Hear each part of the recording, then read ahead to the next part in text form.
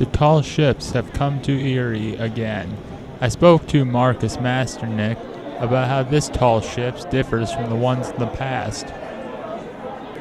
This is a remarkable anniversary. This is the 25th anniversary of this version of the Niagara. The original one sank.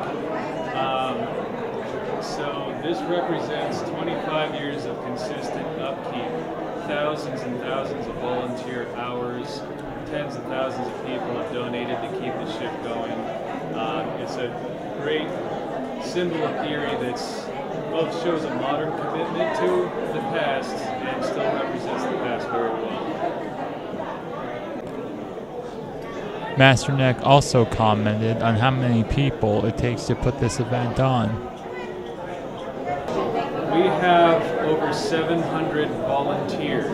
That's just volunteers, unpaid, giving us their time to help manage customer flow and everything that we have to do with logistics.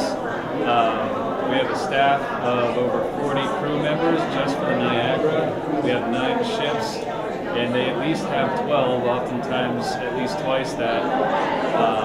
So we're well over 1,000 people involved just in putting on the show.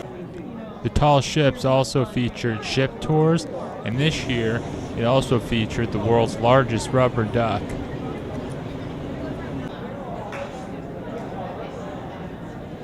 There were a total of 9 ships,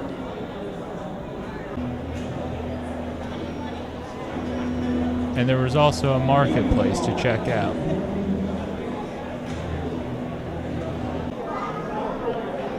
This is Taylor Buffington for Edinburgh Now.